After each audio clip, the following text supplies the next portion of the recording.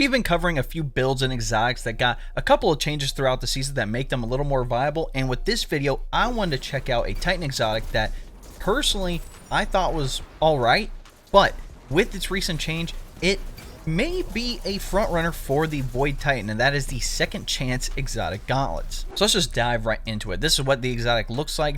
Big shields on the shoulders there, all that great jazz. But let's go over its perk. That's the main thing, right? Gain a second charge of the shield throw melee. Your shield throw melee now weakens targets and becomes shield piercing, stunning anti-barrier champions. And when you stun an anti-barrier champion with your shield throw melee, you gain a melee charge. So the changes that occurred was, number one, now the shield throw can weaken targets. So now we get that weaken proc on top of that. Plus, stunning the champion gives you the melee right back. So that was not previously a thing. Next, let's go over what seasonal artifact perks you want to take advantage of. And honestly, there's only 3 of them here because I do want to create this build around longevity and being able to use it once the season is over, because I still think it is going to be viable. So first up, I would recommend authorized mods Void and Melee. Again, reducing the armor energy cost for those respective mods, aka our Void weapons, aka our melee specific mods. So that means if these mods are going to cost 1, I can put on other mods that are going to cost more, so it doesn't take up all of my armor slots. Now, I know these 3 in the middle are catered around, the Void subclass to take advantage of Void breaches, but obviously, onto the breach, defeating any Void debuff target will create a Void breach. The reason I'm not using this is because I'm opting for Echo of Harvest. Defeating weakened targets creates a Orb of Power and a Void breach. Yes, it's a -10 to intellect, but if the melee is going to weaken targets now, it's going to pretty much hit the 2-in-1 with this fragment, which is going to be really good. There's going to be other benefits as well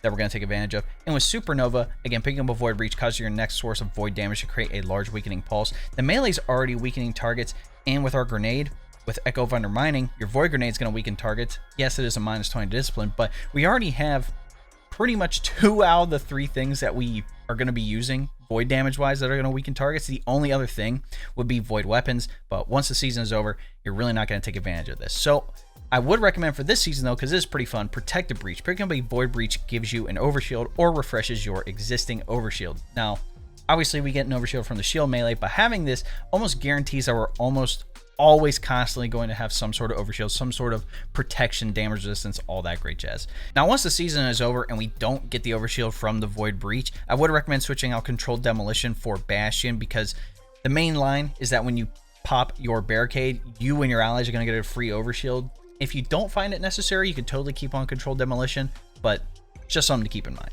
Since we're here in the subclass menu, let's just talk about what I'm using under the Sentinel Void subclass. So for the super, I'm going with Water Dawn. Again, fast cooldown, good for defense, good for protecting teammates, all that great jazz. If you want to do Sentinel Shield for the ad control, I think that's totally fine, but I'd opt for Ward of Dawn. For abilities, you can honestly use whatever barricade you like. I just like Towering Barricade. If you want to use Rally, for the increased reload stability and range, I think that's totally fine.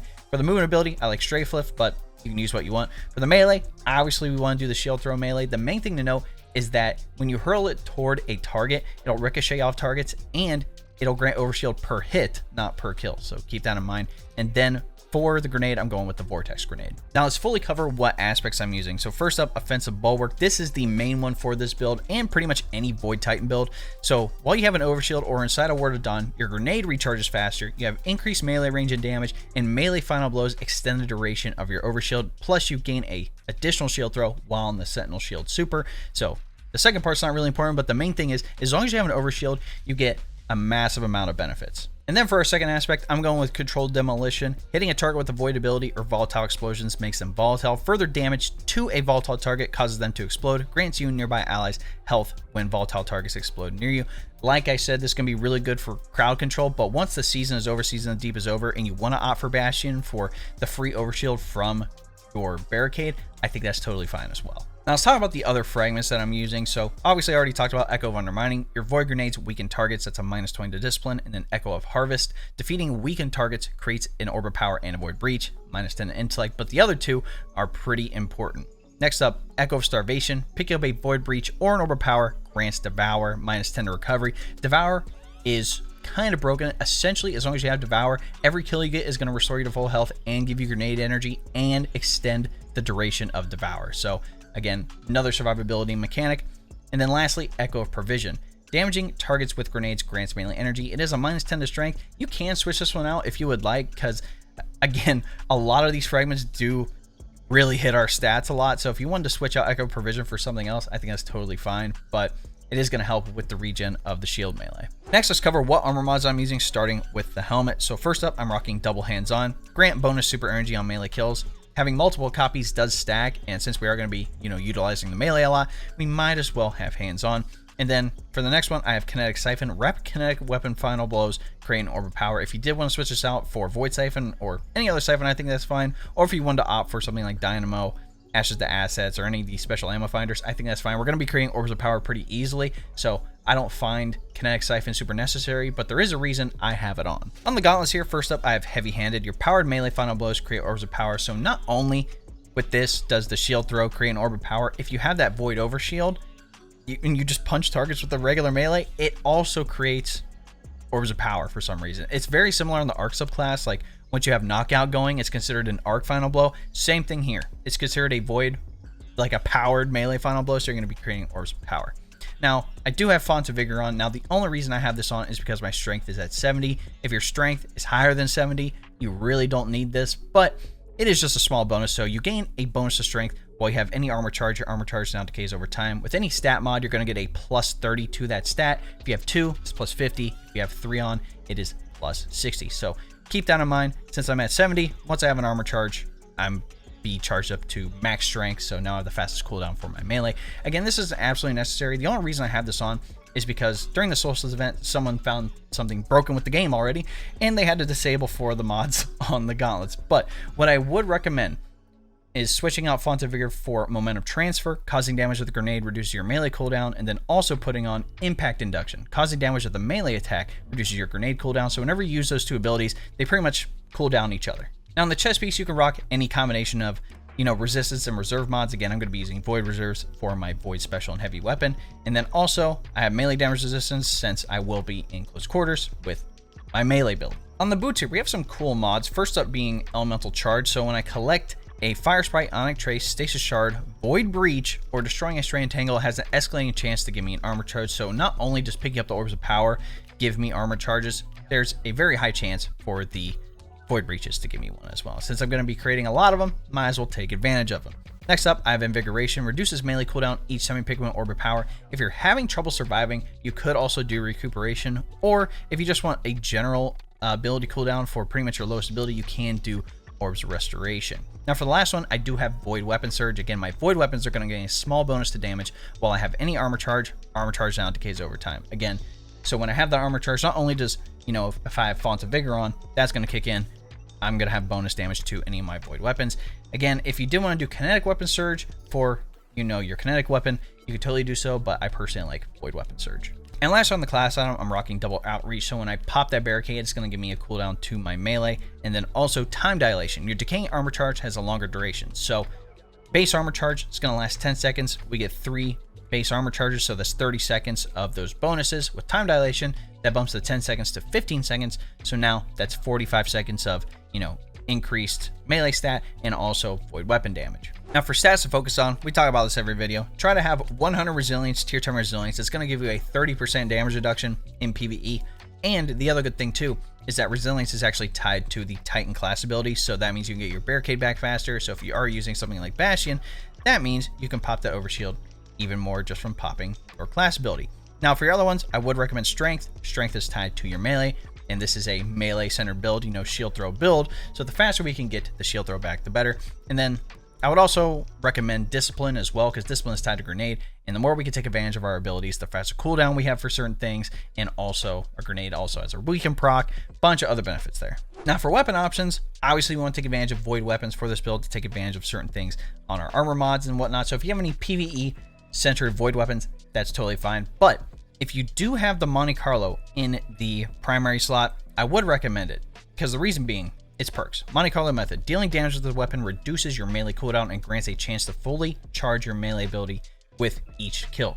So for some reason you're having trouble getting that shield back, this weapon can help you get even more of those shield throws. It's ridiculous. Always have fluted barrel, high caliber rounds, then composite stock. Then lastly, Markov chain, essentially swashbuckler. So getting kills or getting a melee kill is going to boost the damage of this weapon, and melee kills grant ammo for the weapon. it's a very, very solid perk.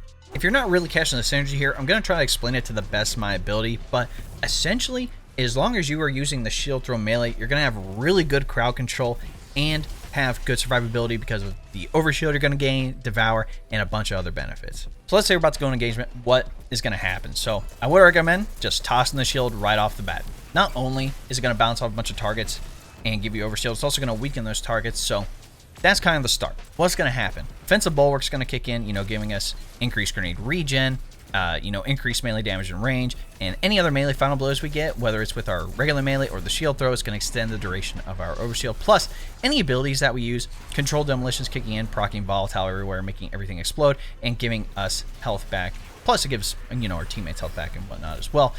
And with our fragments, right, if we use our grenade, that's going to proc a weaken proc, and, echo provision, damaging targets with grenades is going to give us even more melee energy. But the next part is kind of the important part, is we're creating that void breach. So how do we do that? Echo of Harvest, right? Defeating a weakened target creates an overpower and a void breach. So whether it's from our grenade or our shield melee, it's automatically going to proc weaken, which is going to create a free overpower and a void breach. So not only are we pretty much getting free armor charges from this and other benefits, we get that void breach, which again, on the artifact, we do have protector breach. So when we pick up that void breach, it's going to fully refill our overshield anyway. So we're pretty much always going to have some sort of protection with the overshield. And with Echo of Starvation, once we pick up the void breach and overpower, it's going to grant us devour. So as long as we continue to chain kills, it is going to give us full health and even more grenades back. And with our armor mods, it's pretty much just a bonus on top of everything that I just mentioned, right? On the helmet, double hands on, giving us even more super energy whenever we get those melee kills. With heavy handed on the gauntlets, on top of creating a void breach from, the Echo of Harvest and weakening the target, heavy hand is kicking in. So whenever we kill targets with our melee, again, that's with our powered or unpowered, as long as we have an overshield, there's even more orbs of power on the field. Plus with momentum transfer and impact induction, whenever those come back, you're going to have cooldown for your grenade and melee whenever you use those respective abilities. Again, we do get bonus weapon damage from Void Weapon Surge from picking up orbs of power, or having the chance to gain armor charges from elemental charge from picking up those void breaches. Picking up other orbs of power with invigoration gives us even more melee energy back. And if for some reason we are low, we can always pop our class ability, proccing double outreach. And also, if we really need the crutch, we can also use Monte Carlo to, number one, get our melee back and have it fully refunded potentially, but also the weapon can put out pretty good damage as long as you are chaining the melee with Monte Carlo. But that, ladies and gentlemen, is my second chance Void Titan build. Let me know what you guys think in the comments. I am going to put the dim link in the description, so if you want to copy everything that I'm using down to, the void abilities, aspects, all that, the armor mods, all that, copy it, test out for yourself. Let me know what you guys think. Do you like the update to the exotic? Do you think it has potential competition with people who are constantly using Heart of Immos? Like, if you think there's something I can switch out, definitely let me know in the comments. I'm testing stuff out in this game all the time. In any event, if you like what you saw, be sure to drop a like on the video, subscribe to the channel, and then turn that bell next to notifications so you don't miss out on another build video here on the channel. If you want to tune in any live streams, I actually stream live here on YouTube, and if you want to be updated when I am going live, other YouTube videos, and basically any of my other content, be sure to follow me on Twitter at ItsDaveTV. Again, like I said, I give updates there. And then also be sure to join my Discord. Again, we are talking about Destiny 2, a variety of other games, plus PC tech, anime, and more. Lastly, if you want to look into supporting the channel, you can always become a member. If you don't know what a membership is, it's essentially like a Twitch subscription. Again, it's going to give you access to the exclusive emotes, monthly badges, and other cool stuff here on the channel. Again, it's just another way to support me so I can continue making this content for you guys. If you want more details, all you have to do is press the join button, next subscribe, and that'll give you a rundown with all the details you need. All right, ladies and gentlemen, it's been your boy.